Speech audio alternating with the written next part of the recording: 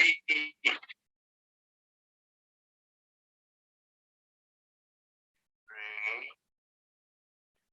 Mandy. Sebastian. Jen.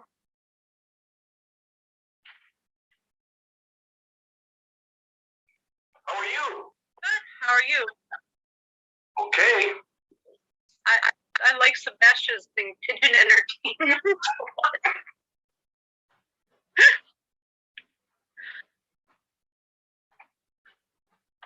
Are they looking at a fire? Yeah. Hmm.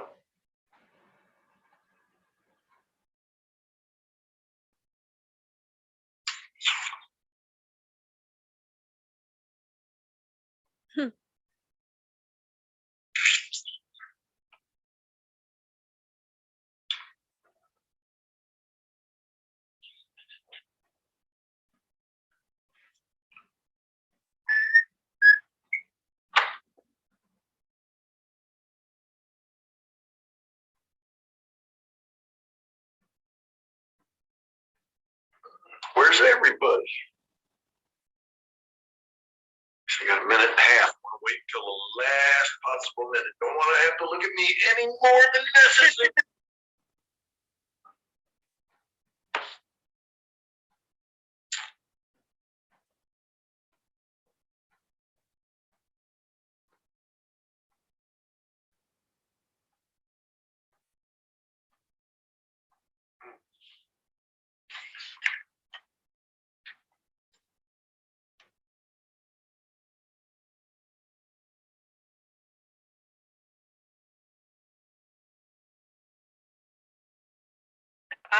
I put down here chapter 6 and chapter 3 next week. Do you know why I put that? No, chapter 6, I know why you put that down. That would be correct. And I put down chapter 3 next week, so that must be chapter 6 begins next week. We won't be doing chapter 3 for a long time. Okay. All right, thank you. Yeah, out in April. So just chapter 6. And only the part of it, it's like the first part of it, I think it's 99 to 105. Okay. You don't even have to get the whole thing done yet. We'll take it one bite at a time. Let's see. So I've got Isabel, and I've got Lupe down here, there, and I've got Cynthia Sandoval. All right. Let's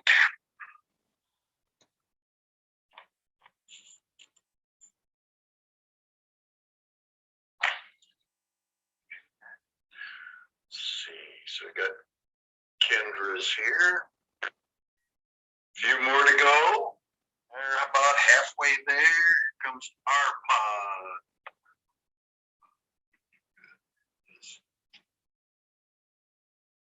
Arpod and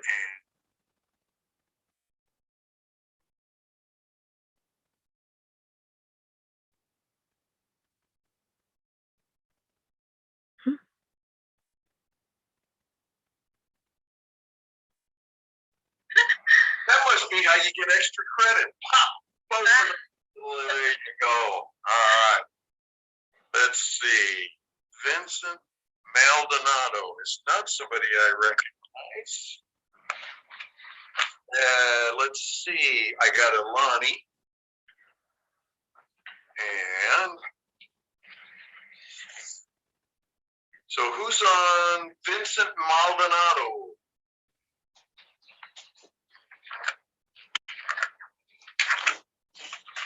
In and out, I guess. Get him away. Ay, me conocí, Maria, not yet.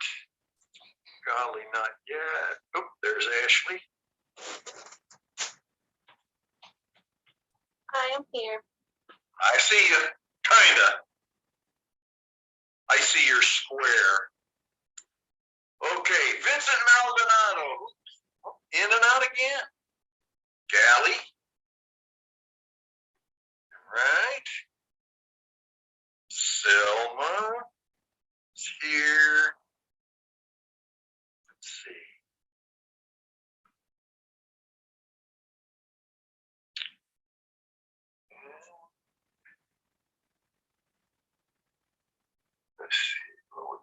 we got 2 more to go.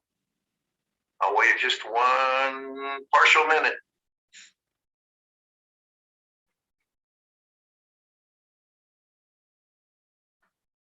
Oh, there's some chats. Some of the chats. Hello, I'm not feeling good today. Okay. Gonna keep the camera off. All right. Okay, there's Diana. All right. Diana and Ariana. Which one of you was Vincent Maldonado? One of you. No? We just had a visitor? Somebody who just wanted to deal with linguistics today. Oh, well. Here we go. So today, this is our last day of being online. Next week, we're going to be back in the classroom. And does anybody happen to know what classroom it is? I think it's probably 3003, but I forgot to look beforehand. So it's one of those. I see Jen quickly looking. I think it's 3069. 3069? Yeah, Lake Walesso Hall. Or Yeah, I'm wondering where 3069 is, but okay, great. So it's going to be in Lake Walesso Hall 3069, which I'll let you know how that place works. It's just one big square, and I am always getting lost, and I've even worked here 12 years, and I still get lost and turned around in that building. So luckily, it's just one big square. So we'll be meeting there at 12:15 on Tuesdays and Thursdays.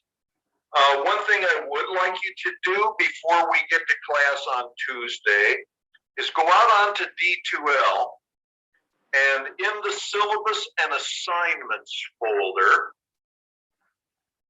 I would like you to print, there's a document in there called Term Project Part 1 Phonology.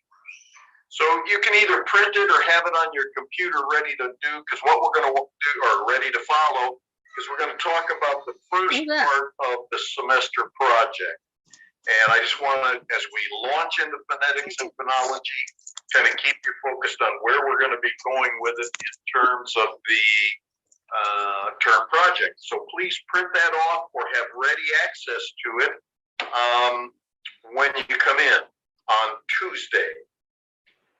We won't have any homework probably until Thursday. So the only real work to do between now and next Tuesday is to read pages 99 to 105 in the textbook. Remember, I said we're going to jump out to chapter 6 and work our way backwards. 6, 5, 4, 3, 2. And even though that may sound strange, it seems like a much more logical approach to me. So chapter 6, pages 99 to 105, have that read. We're going to jump right into how sounds are made. We may get a little chance to talk about that yet today. But that's that. Any questions? Anybody have any questions before I get started here? yeah, I'm sorry. One more time. Where should we look for the paper to print? Okay, it's on D2L. In the syllabus and assignments folder, there's the syllabus, and then there's 3 other documents. The first one should be Project Part 1. Oh, I see it. Okay. Thank you. And it's just a PDF. Print that off so that you've got something to follow along when we discuss it. All right. Any other questions?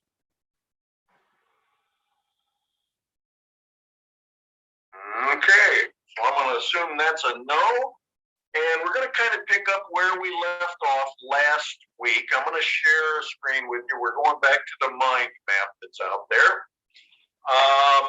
And we've already talked about language families. We talked about pre-English, Old English, and Middle English so far. Today we're going to talk about Modern English, and then we're going to just take a look at some various examples of these different levels. And we're also going to listen to an Old English recording and a Middle English recording, and then I'm going to have you do something with that. But English, so now we're off to modern English. And actually, modern English kind of gets broken up into two different groupings. Early modern, which is from the 1400s up to about through the 1600s. And once we get past that, we're going to talk about what's currently known as modern English.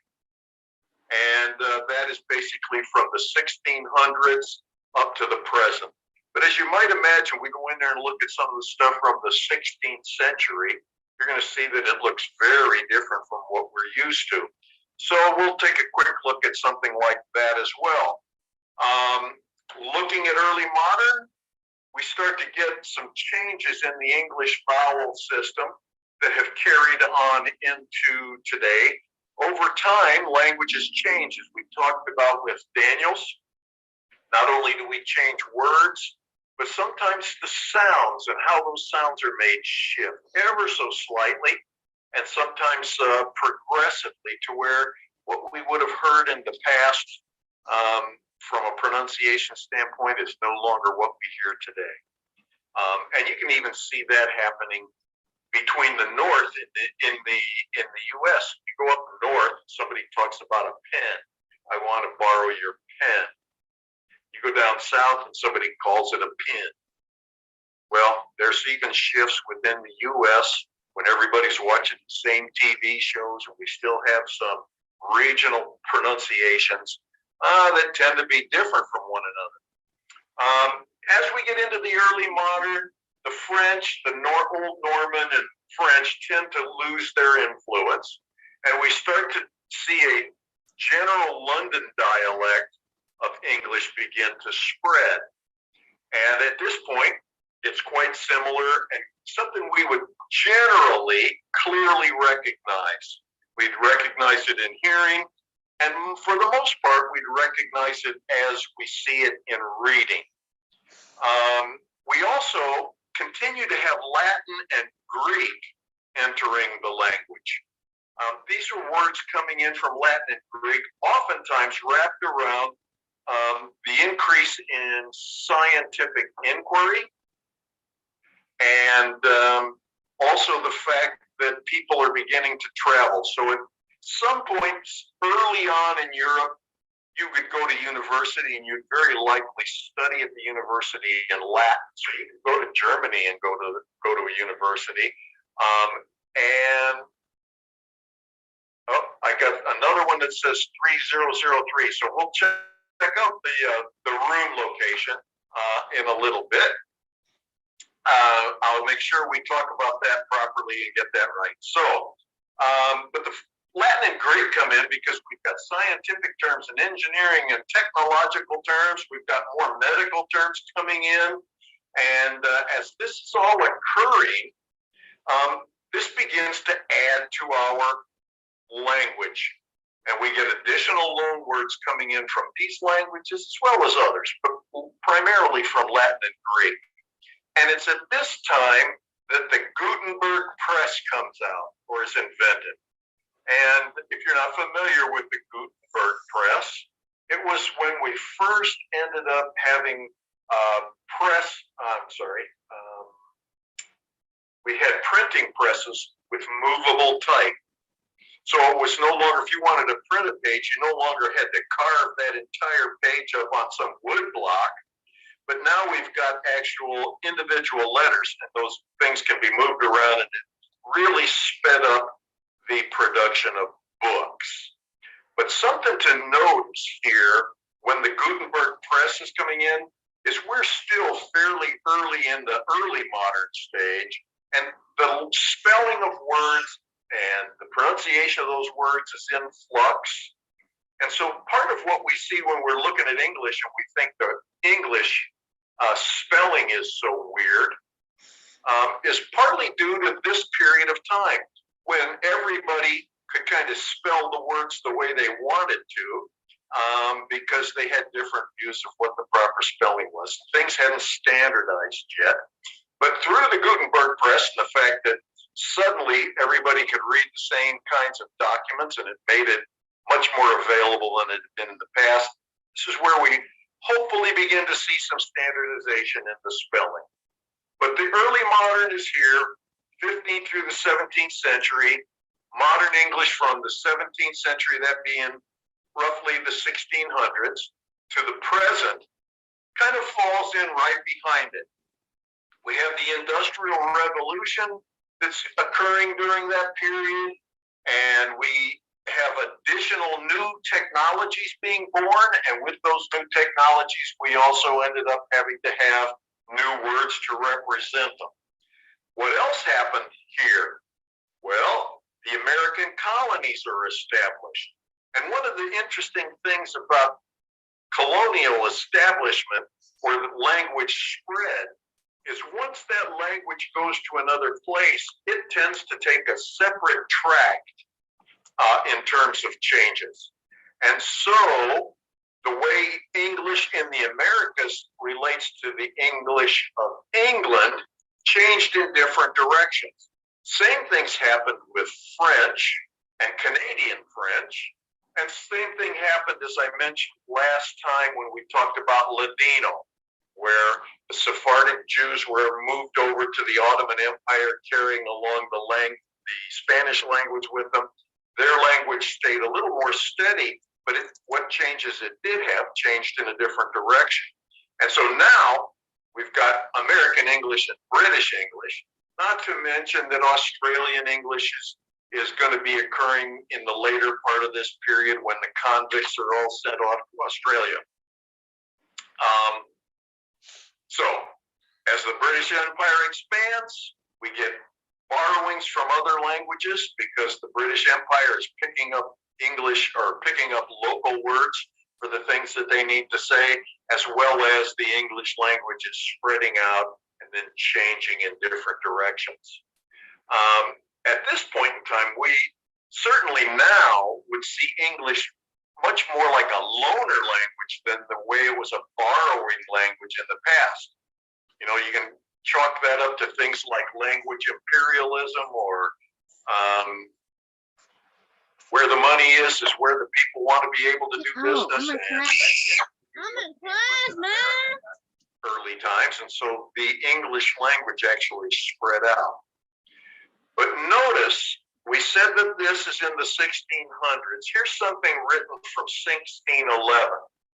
And I want you to think about this in terms of how you would expect it to be said now. And notice that we've got lots of differences. I pulled this out of the King James Version of the Bible, written in 1611. Said I not unto thee. Now, we don't use unto very much anymore. We wouldn't typically say said I. We would normally said I said. And so I said to thee, as opposed to said I unto thee, or I said to you, that if thou wouldest, if you would believe, thou should see the glory of God. So you can see that the language has somewhat simplified a little bit in that we don't, when we use would or should, we no longer have to put that EST at the end to mark the you shouldest or we would or you wouldest. But in fact, it's just kind of would for all six persons. Me, you, he, she, and it, we, you all, and they. Doesn't change. So you can see that there's been some simplification here. And this whole idea of said I not unto thee. Get out of here. Didn't I tell you? I mean, that's the way we would say it. It would be done very differently. We can understand it. Just about anybody could look at that and go, okay, it doesn't sound right, but it is intelligible, so I can deal with that. And so this, even then, is part of modern English. Early modern English, well, I should say early modern English, but you can see that the language has changed even since then. You can go back and read books written in during the Civil War, and you will see differences. In the 1880s, you will see differences from what we do now.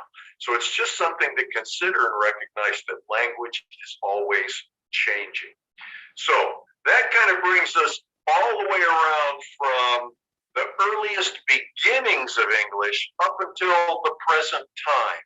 But what I wanted to do was was I wanted to give us a chance to kind of hear and see what this language actually was like at these different stages. So what I'm going to do is I'm going to share another document with you. First off, I'm going to share a short video. And in this case, what we're going to see here is we're going to listen to Beowulf. Now, I bet you many of you had to look and read Beowulf in high school. If you didn't, count yourself lucky, because I did. But we didn't read it in a modern translation of Beowulf. I'm not quite sure what the point of it was, but we had to do that. What I'm going to do is I'm going to play the prologue to Beowulf. And I just want you to listen to it. It's only going to take us a few seconds. And then I'm going to let you look at what that looks like when it's written out. So here we go.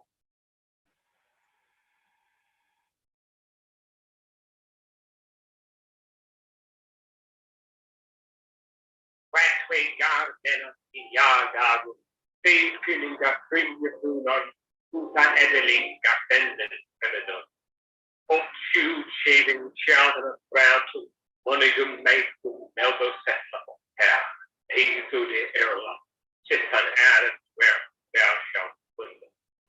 He that through the bad, waves under wolf who where bring them far, of the him a huge that I do it over home rare Iran shooting, gumban judan, at what good tuning.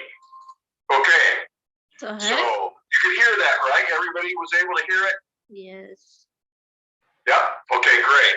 You were able to see it here. Look at what we've got here. We've actually got letters that we don't even use anymore. And certainly the pronunciation of various things were quite different. Now, what I'm going to do is I'm going to pull this up in kind of more of a regular text format. Let's see here if I can get there. And it'll be right here. And there it is.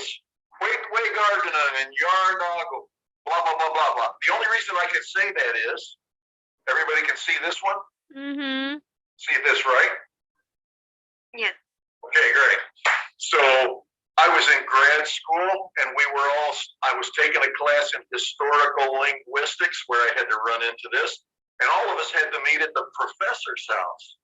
We had to sit in the professor's house and choose between Beowulf at 900 AD or the next one I'm going to show you in a few minutes. And we had to read this out. Not only that, we had to wear silly hats and drink mead. Anybody know what mead is? You'll hear about mead when you look at Shakespeare and stuff like that. Mead is really nasty. It's actually honey wine. And it is so sweet as to make you barf, and it tastes just terrible. But we all sat around with our silly hats, reading Beowulf and Canterbury Tales to each other.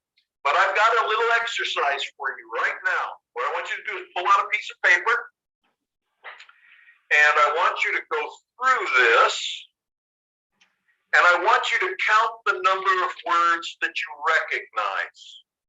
Okay? Count the number of words that you recognize and just keep track. And after about, 4 minutes from now, I'm going to ask around to see about how many words we recognize. So, starting right now, I'm going to give you 3.5 minutes to go through here and write and mark down any word that you recognize, and then count how many of those words you recognize by the end, okay? Just looking at the spelling, listening to it, you probably heard nothing that you recognize, but maybe you'll see something here. So count them up.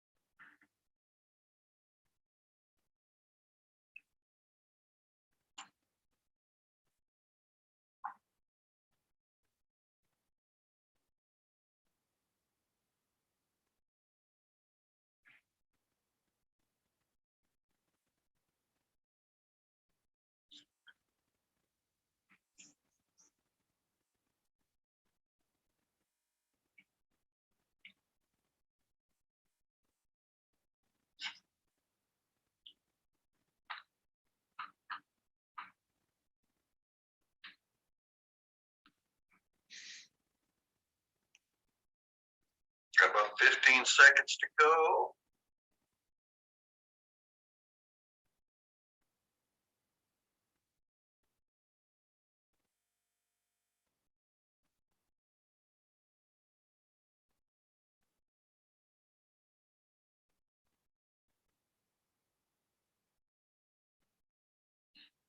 All right, so I'll be the first one to shame himself. I recognized 4 words. Anybody else recognize more than 4? Only 3. I think I got like 5 or 6. 5 or 6? What were the words you got? Let's see. I wasn't writing down the words. Oh, okay. Let's see. I recognized off. I got it, that one too, now that you mention it. Okay, I don't feel as embarrassed as I used to. Okay. Let's see. Mind gum. I guess I kind of recognize that. Monogum? Monogum magnum? Maybe not. Very good. Anybody get more than, let's see, did anybody get more than 6? I got this. Anybody? No, probably not. You know, actually, when I used to read this, I'd only recognize 1. I told you my grandmother was Swedish. So you get down to the very bottom and it's got the word gold. And I knew that one was good, which in fact, it does turn out to be that way because you tell a Swedish person Merry Christmas by saying God Yule. So I got that one. Oft was 1. There you have that. Let's see. I see under. I'm going to assume that that's right. Him was another one that might be there. But there are very, very few. So if you didn't get many, get more than a couple, don't feel bad because a lot of times that's all people will find. I was going to point out one interesting thing. I hope it's interesting. Let's see here. I'm going to pull this up. Notice all of these words that are ending with E. I'm going to go backwards a little bit, go back to an earlier screen. It's kind of something that we see still in German when they have an E at the end of the word. For us in English, most of the time, that word is, I guess it's more in Canterbury Tales. There are a couple places in here, though, that end in E, and they don't pronounce it as a silent E the way that we do in English, but they pronounce it the way a German would pronounce it in current German, which is kind of an sound at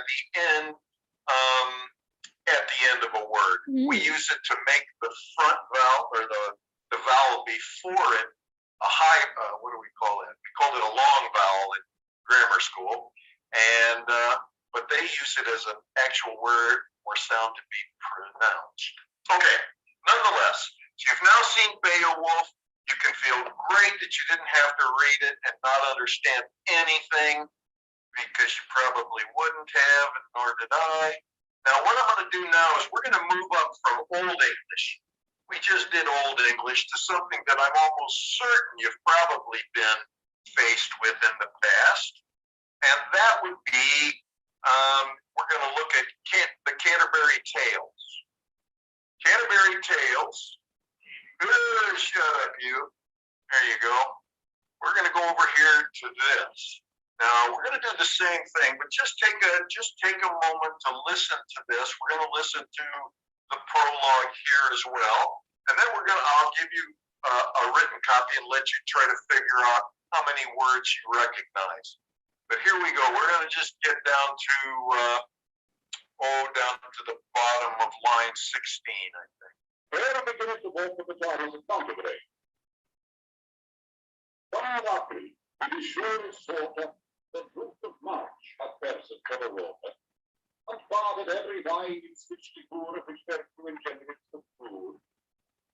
From the deer's egg, this sway the breath, in spirit half in every horse and pack the tenderest croppers, and the youngest son half in the run of his half the foods to wonder, and smaller foolers maken melodie.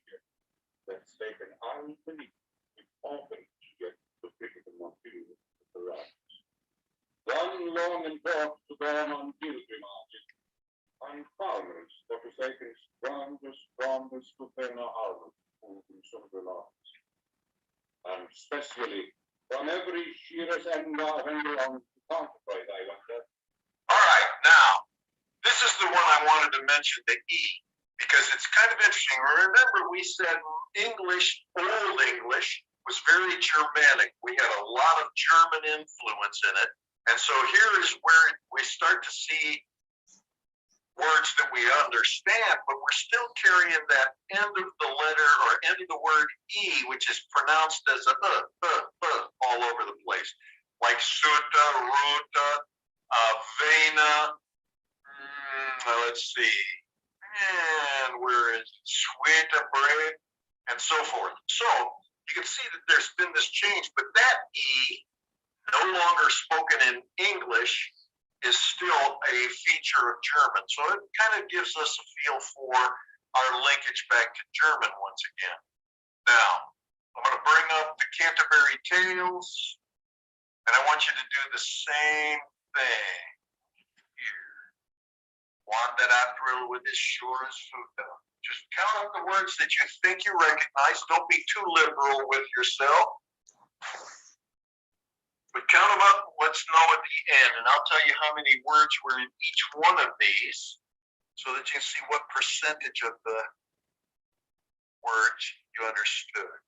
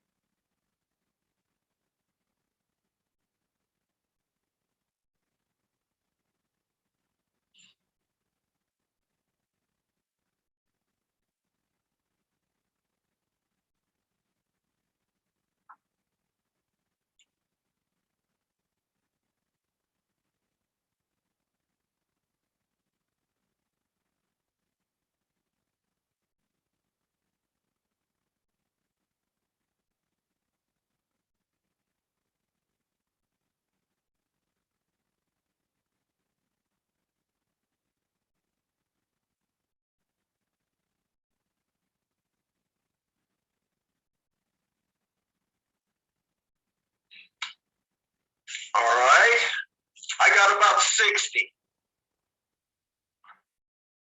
I saw Diana's eyes go, what? 60? Well, when I'm looking at them, it's probably right about 60. Now, I recognize that they're not exactly the way I would say them, but like go down to line 10, that sleeping all the night. I don't even know how they pronounce night there with open vea. I didn't know the vea part, but the rest of it, you could probably, they slept at all the night with open, maybe that's eyes. I doubt it. But when one that April, those are all pretty good. Pierce it to the ruta, that would be the the roots, sweet liqueur, sweet liquor, and so forth. How many people got more than 60? Anybody get more than 60? Okay, so you can take the first number that you got and divide it by 53 to get a percentage. And the second one you can divide by 77 and get a percentage. And now what we're going to do is we're going to do the last one. We're going to look at a famous poem from Milton, Paradise Lost. And I want you to do the same thing here. And here we're going to have, oops, sorry, I got 80. It was 86 in Canterbury Tales, not 77. 77 words are in this one. Count up how much you know here. Here it's probably easier to count up the words you don't know.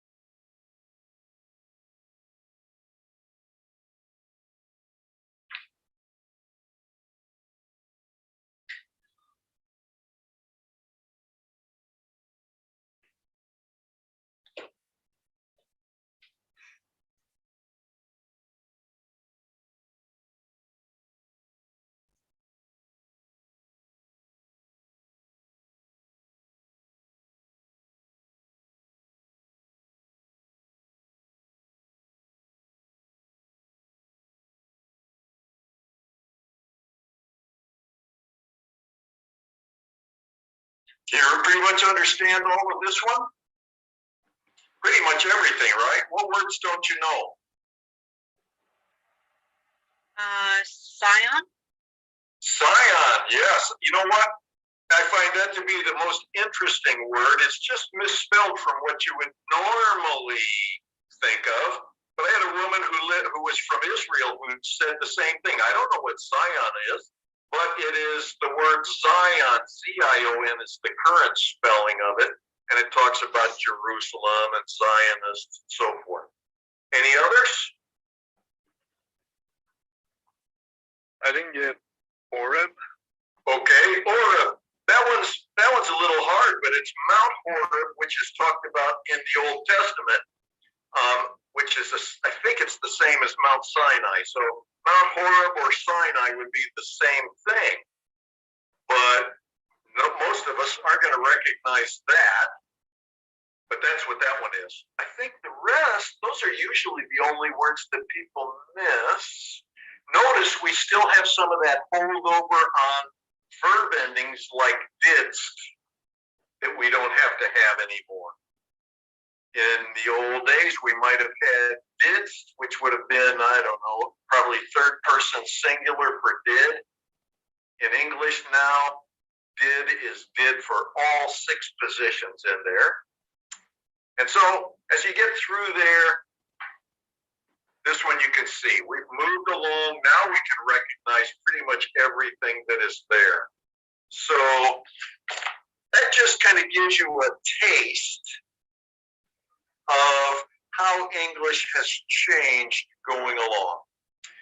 Now, my question to you is something that I told you, think about this as we're going through all of this history stuff.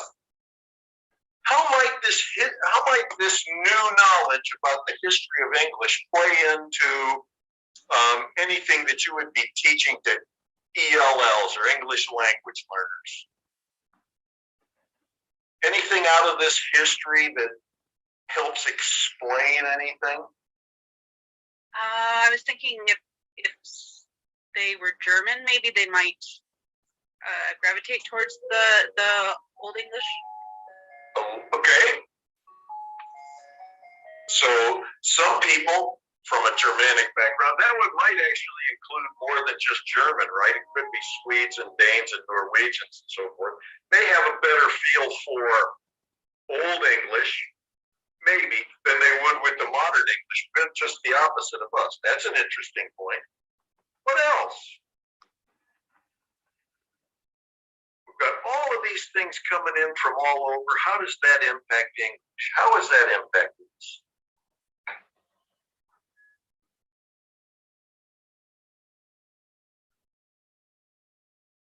Well, my big takeaway when I think about all of this is English spelling. Now, it is really kind of difficult oftentimes to explain spelling to your students. And this is not going to be something only for your English language learners.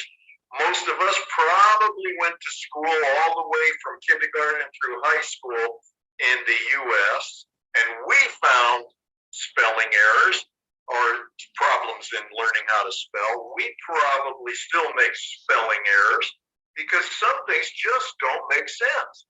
There aren't a lot of rules that we can live by, but I want to wonder, why do I look at the word create, C-R-E-A-T-E, and it's so different from just the E-A-T and E. I want to go call it Crete, but that doesn't work. And if I was going to spell Crete, it's going to be C-R-E-T-E. Doesn't make any sense. I don't know. Any of you guys ever use silly spelling rules in your head when you write down words? No. Michael, give me one, Jen. It doesn't make sense, but I prefer E except I receive because it's not all the time. Yes, except for you got to put on the last part of that, except for all the except. But that's a good one. Another one. When I'm spelling the word together, what does my head spell? My head spells to get her. And I don't put that all together, but every time I write down together, I say to get her. Oh, I do Wednesday for Wednesday. There you go. Okay, so there's another one. It doesn't make any sense why we put that D in there, but I do the same thing. Wednesday is another good example. What else? Anybody else got another one? I've got one more. Anybody? Favorite? Favorite. How do you go about that? I try to put in my Spanish there, so I do favorite. All right, very good. Okay, so you change languages just to spell English. That's pretty good. Any others? I think of February as February. Okay, so you have to think your way through that one too, right? A lot like Wednesday. What other ones? I mean, we probably all have lots of silly rules that we remember, or for some words. My mother was the one who taught me how to spell together. She told me, always write it to get her. You'll be fine. Any others? I got one more from my mother. And the one from let's see, same with favorite. Let's see, what do I want to say? I'm going to say the other one is there is a rat in separate. Every time I write down the word separate, I go, there's a rat in separate. See, my mother had this big influence on me, man. So no wonder I turned out like this. I tell you what. All right, nonetheless, that kind of wraps up what we're looking at for history. We're going to talk a little bit about phonemics or phonology here in just a minute. I did want to say, somebody wrote back and said the schedule says it's 3003. So I'll tell you what, let's do. I'm going to jump in here. I'm going to go back to this and go here. Let's double check what room that's going to be in. And for me to get there, I need to go to this and this. Hurry up. And I got to go to faculty, and I got to go to the schedule, class schedule, and spring submit T301. 301 is hours is here. Yep, it is 3003. Good. I thought it was, but then I wasn't real sure. So remember, we're not going to go to 3069. We're going to go to 3003. And that's where I will meet you next week. All right. So what I'm going to do is I'm going to take one little short step, which may not take us the whole half hour, but I do want to, let's see. I bet I can do it here. I'm going to go in here. I'm going to add a slide. And No, one of I'm the not things done, man. as we get ready to study phonetics and phonology is we have to start thinking about sounds, Go wait a not minute. really letters. In some cases, they're going to be the same. Downstairs. In other cases, they're going to be. Go wait a higher. Almost done. Almost So what done. I'm going to do right here is I'm going to Get out. start up a text No, you're box. not. Did And you I lock the want door? you to give me some out of here. sounds. What are the sounds that we have in Go English? out. And before I do that, I The want computer also go out. No, you sleep. Turn off the computer first. to Go. take this down to about 12. Go. And I'm going to just start at Almost the top done. of Go. the list that I see. And I'm going back up here Son of and walk. You shut up and get out of here. give me one of the sounds of English. Let's see if I can't get in here and do this better. 12. All right, give me a sound in English. Just give me whatever this letter is or whatever the letters are for the sound. So Jen, you're first on the list. Give me a sound. Yeah. Ah. Okay, great. So I'm gonna have as in the cat, and I'm gonna go just kind of like that. So there's an A here that is cat. Perfect. Sebastian, give me another sound.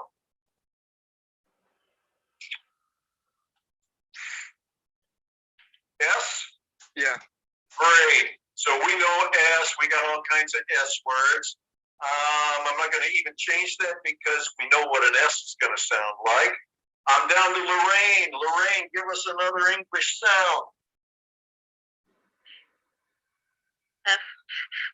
F, wonderful. Let's see, I'm down to Christina. Another, huh? The.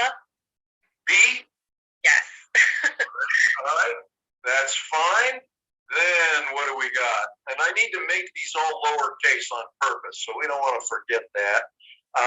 Let's see, the next person on my list is Ashley. T. T. All right, I'm going to make these small case later. Let's see, what else? That was Ashley. I'm now down to Diana. Give me a sound, give me a sound, give me a sound.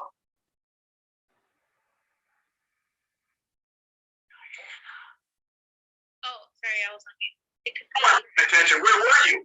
I'm daydreaming, sitting on the beach in Florida. like a J. J. Very good. That's a good one. Mandy, give me an English sound. H. H. Very good. I got that one. Isabel. N. N? N. N, like as in Nancy. Yes. Cool enough. Got it. All right. So I got an N. Oh, Lupe, I need another one. Need another one. U. U. Okay, so what kind of a U? Are we going to talk about U as in flute? That's not the right way to do it. Okay, U as in flute. But you also said U because there is a U sound, right? Like in uniform. So we're going to take both of those at the same time because it's quite important to recognize the difference. Lupe, thank you very much. And we need Cynthia. Puff. P. As in P. And Kendra. As in R. I love R. Okay, let's see. Under Kendra, who else do I have? R-Pod. Cha. Very good. I was waiting for somebody to come up with one of those. Good. Elani.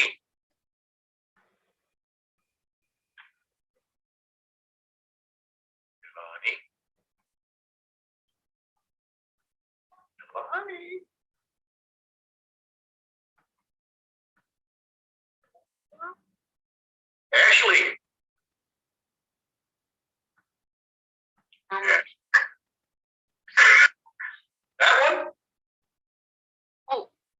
one too.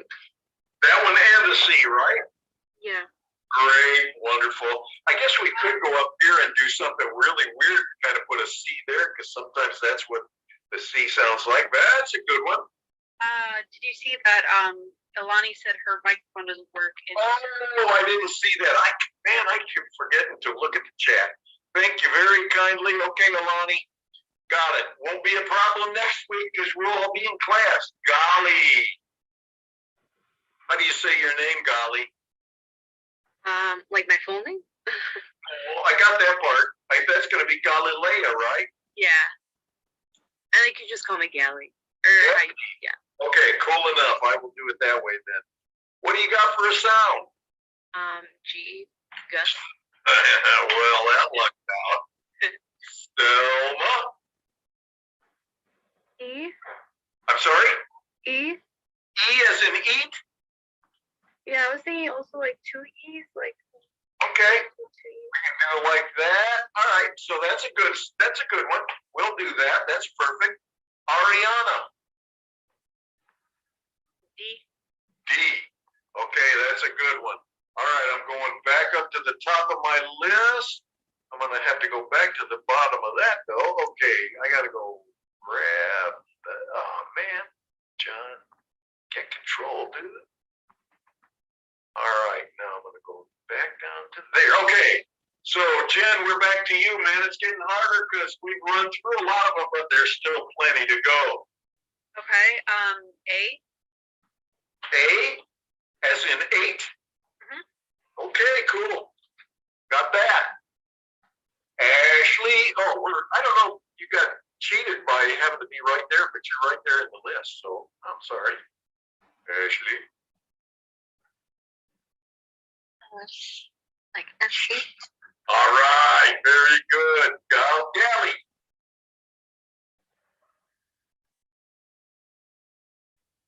Oh, are we saying another letter?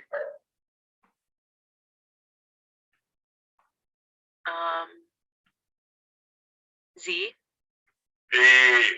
Excellent. Selma, we're back to you.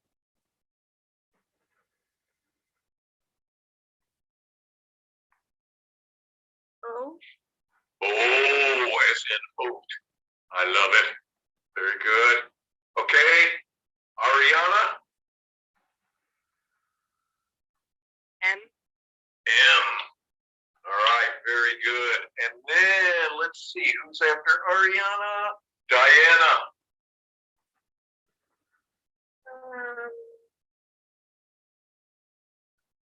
Yes, exactly. As in Love it. I've helped you out there, bud. That's okay. As in I'm gonna mark it as with an H just because that's the way people usually do. As in Good, Sebastian. Whip, like the WH sound. Okay. Do you hear a difference between the WH sound in whip and water? No. Okay, I'm going to just put a W, but recognize that there are people who do recognize a difference, and sometimes they'll take that WH and they actually pronounce it as HW. When I was a kid, I had a teacher who always made us say whip. Yeah, they would say whip.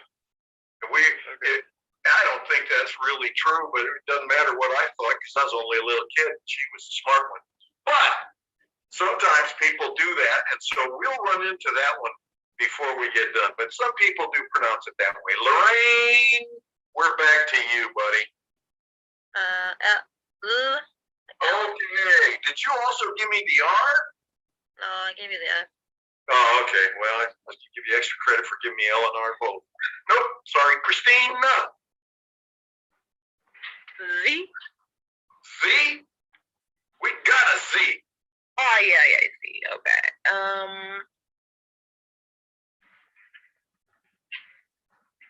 What else we missing?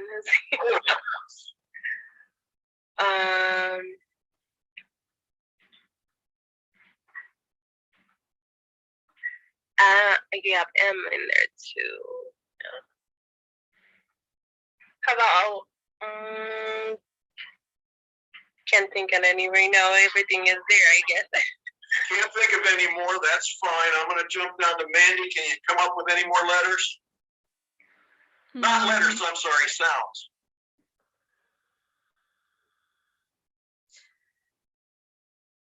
TH. Oh, there you go. TH is a good one. All right, we still got some to go. Isabel, T, like stairs. like what? Stairs. ST. Oh, well, that's two sounds, actually. I think two sounds going together. So I'm gonna skip that one. Got another one? Anything in your name that we should be calling out? The I. Yeah, why not? It, as in Isabel. There we go. That works for me. What else? Okay, let's see. Am I at the bottom of my list? Oh, yes. Arpod's getting tougher now, dude. OI, like oil. Oh, you, okay. And then something like boy, right? Yeah. It's a sound that goes together. I would agree. A little different than ST that I said, not that one. But I'm going to come right in here. I'm going to change this, and we are going to change that to a 12, hopefully. And I'm going to come in here and go OI. Call it OI, as in boy. All right. You're not going to get mad at me, are you, Isabel? Think I cheated? You're going to get mad at me? Okay. No. Oh, okay. Let's see. Alani's no microphone. Ashley, we're back.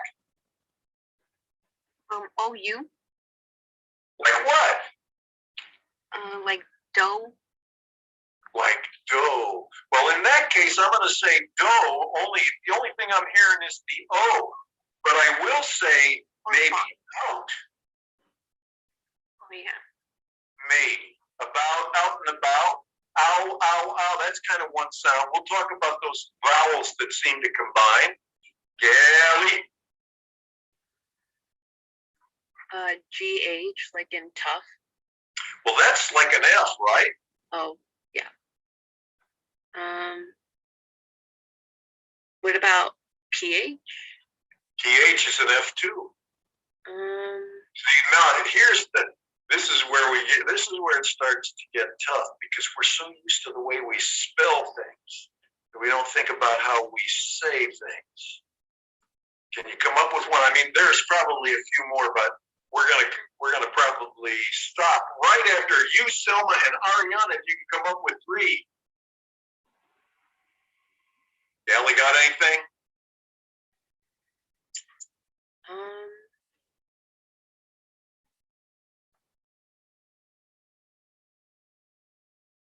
Not right now, no. Okay, fine. Selma, it's all up to you.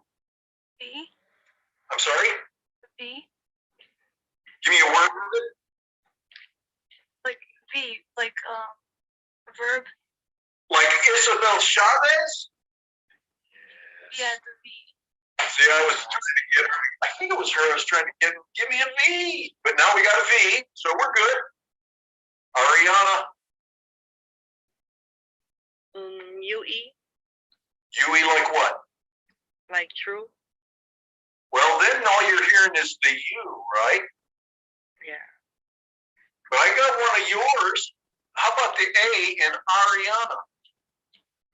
Isn't that Ariana? That's different than the A in cat, right? That's different than the A in 8. So this is where English gets kind of tough. So here's the thing that I'm going to tell you before we kind of wrap up. Notice how quickly we are to think that a PH or a GH or are different from the F. Or we're used to spelling things with a silent E at the end. And so we call out UE, or somebody could have called out toe, as in O-E, but all we're really hearing is the O sound in there. So the toughest thing that we're about to face is to get our minds out of how we spell it in English and go into some kind of a phonological or phonetic spelling. And that's what you're going to see as you get into chapter 6. Here we're going to talk about what is known as the IPA. That does not stand for India Pale Ale. It stands for International Phonetic Alphabet. You're going to find that you know many of the symbols in the IPA already. We called many of them out here, but there are going to be a few in the consonant stuff that you're going to have to learn. There will be a few. Oh, one, I'm going to give you one that's nobody ever gets, and it's kind of, I would maybe call it CH. It's kind of like the Z sound or the S sound in measure. But notice that that measure is different. That is not equal to measure, right? So we've got another one there. So what we've got to do is we've got to get in here and learn a few new symbols. But for the consonants, there will only be a few. I think I've calculated, 70% of them already. Now, when we get over to the vowels, however, this is where it gets a little tricky because English, like Spanish, has 5 vowels. 5. A, E, I, O, U.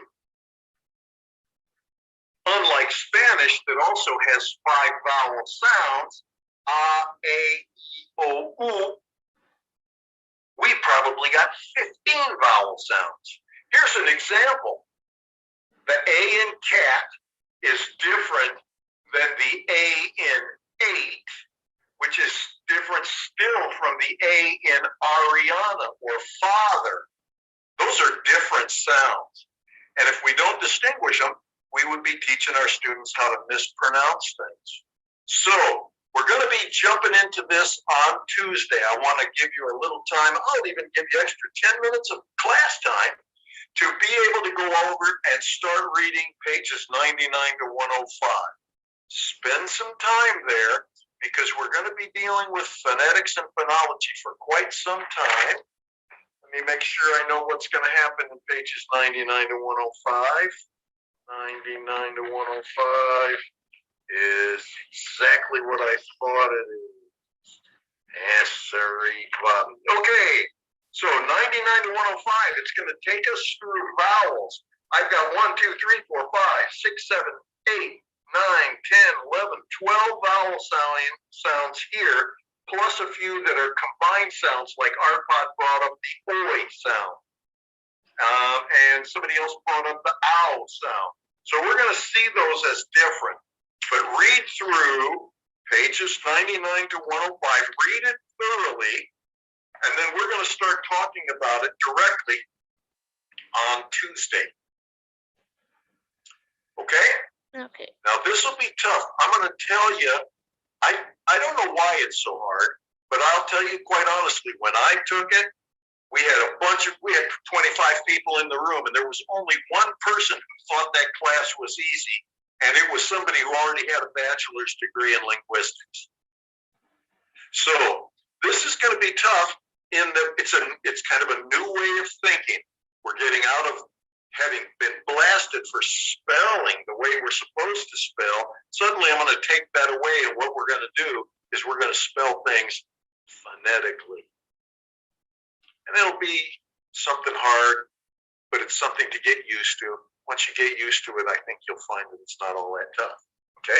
But it's not that it's hard and fun. That's why they call it phonetics and phonology. Fun. Okay? I'm out of here. Well, actually, you guys are out of here. I'm staying until everybody else is gone.